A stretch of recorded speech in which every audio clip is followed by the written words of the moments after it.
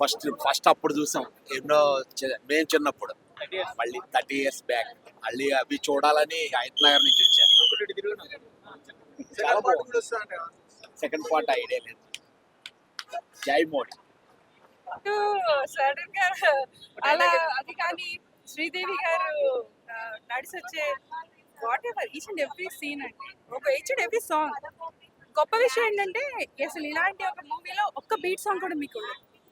ఆ రోజుల్లోనే చెప్పారు, నేను అన్ని మెలడీస్ చేస్తా అని ఇళయరాజా గారు చెప్పారు. So that is one. ఎందుకంటే చిరంజీవి గారు లాంటి వ్యక్తిని పెట్టి ఒక బీట్ సాంగ్ లేకపోవడం అనేది ఆ టైంలో it's a very bold decision. But he was not wrong about it. All melodies అయినా కూడా ఇప్పుడు కూడా ఏంటి అబ్బని ఏ సాంగ్ వచ్చినా కెవ్వు కేక. లేదండి, I was 5 years old at the time, 1990లో. సో ఆబ్వియస్ గా నేను I don't remember watching. Of course, ఎందుకంటే ఎన్నిసార్లు చూసాము జగదేక్ క్రీడలోకి సుందరి సినిమా, చాలా సార్లు చూసాము. కానీ మేము మిస్ చేయదలుచుకోలేదు, ఎందుకంటే బిగ్ స్క్రీన్ ని చూడాలి. డెఫినెట్లీ చాలా చాలా రండి మేము అది పట్టుకొని లాక్కొచ్చాను అనమాట. అసలు చూడాల్సిందే, ఫస్ట్ షో చూడాల్సిందే అని చెప్పేసి షూటింగ్ లోనే చూస్తా ఉంది. నేను అన్నాను, నేను డీసెంట్ గా మూవీ చూడు, నేను అరుస్తాను. చిరంజీవి గారు వచ్చినప్పుడు అసలు అట్లా అంటారా?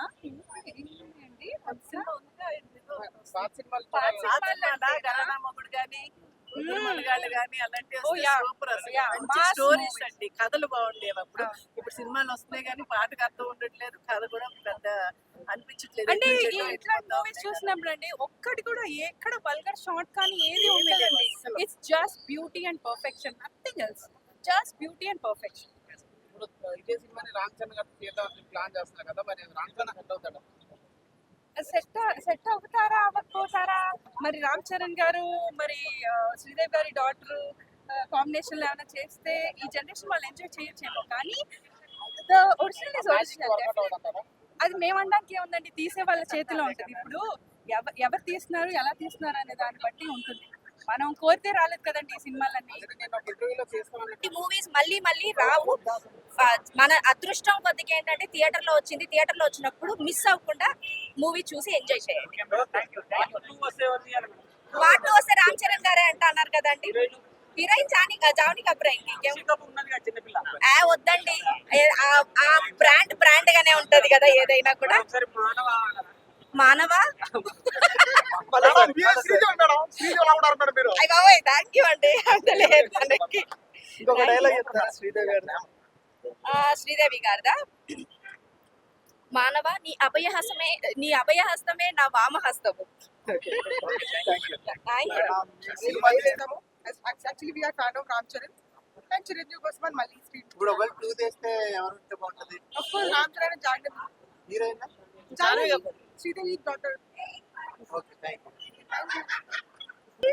ఎవ్వరికి పోకుండా దీనికే వచ్చాం. అంత బెస్ట్ మూవీ.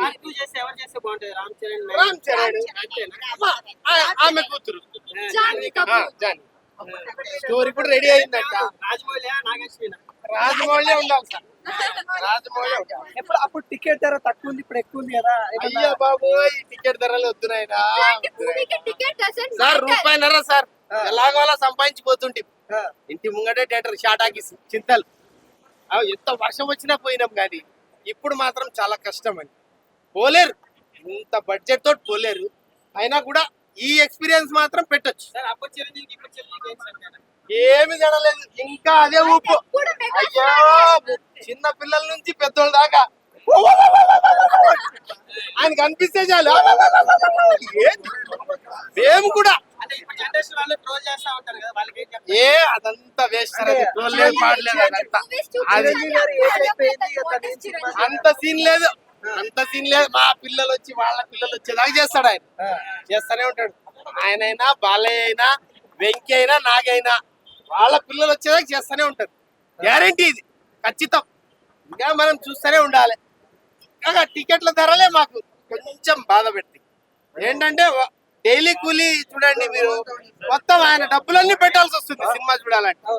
ఒక 100 బిలో 100, 150 అంతే ఉంటే మాక్సిమం అందరు చూస్తారు. అప్పుడు ఏ పైరసీ అవసరం లేదు, ఏం అవసరం లేదు సార్.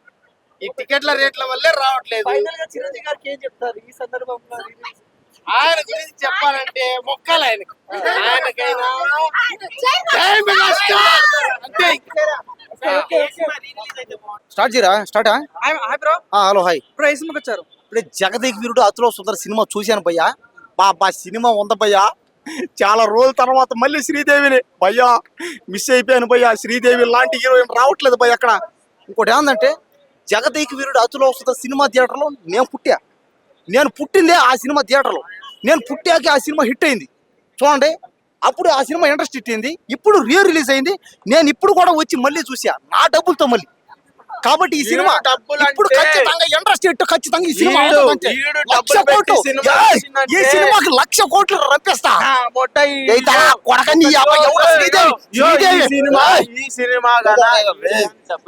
భయ్యా నిజంగా భయ ఇప్పుడే చెప్తాను భయ. ఉడుకో మా తమ్ముడు వచ్చాడు చూడు భయ. చిన్న పిల్లలు చెప్తా. ఇదిగో మా తమ్ముడికి వచ్చాడు. తమ్ముడు జగదేవి సినిమా మాత్రం చాలా బాగుంది. ఆ దేవుడు అబ్బా చిరంజీ దేవుడు. సినిమా చిరంజీ అంటే మా గురుగారు. నేను కూడా సినిమాలో హీరో కావాలి వచ్చాను. అందరూ ఎన్ని రోజులు ఎక్కడికి వెళ్ళేవారా? ఇలా చంటుకోరడానికి పిలవాలి. సినిమా మాత్రం యాక్టింగ్ మాత్రం చాలా బాగుంది. శ్రీదేవి యాక్టింగ్ అదిరిపోయింది తప్ప సినిమా. శ్రీదేవి కూతురుతో హీరో నేను వేస్తాను సమంతో యాడ్ చేయలేను. నేను ఎవరిని చంటుకోరండి. సినిమా మాత్రం ఒరే గాడిద ఇలా రారా. జగదీష్ మాత్రం సినిమా చాలా చాలా బాగుంది. అది చిరంజీ దేవుడు. ఆయన చిరంజీ దేవుడు. శ్రీదేవిని చూసినాక నువ్వు టెంప్ట్ అయ్యి నేను ఈ సినిమాలో ఆవిడతో యాడ్ చేస్తాను. ఆవిడతో యాడ్ చాలా సినిమా మాత్రం చాలా బాగుంది. జగదీష్ అంటే ఎవరో సినిమా చిరంజీ దేవుడు. పవన్ స్టార్ దేవుడే, పవన్ కళ్యాణ్ దేవుడే. అబ్బాబా ఏం సినిమా చూడాలంటే మర్చిపోద్ది. అందాలలో భూలోకాలే ప్రియతమా నన్ను పలకరించి ప్రణయమా అతిథిలా నన్ను చేరుకోన హృదయ బతుకులోని శాపమా బతుకులో ప్రియతమా అయిలేన భారము అందలేని భారం పాడపాడు అబ్బని తీయని దెబ్బ ఎంత కమ్మగా ఉంది రో దెబ్బ చిట్టపట్ట నడుము హోసే మనసులో అలాగే సినిమాలో నన్ను ఒరే యారా అని పిలవాలి.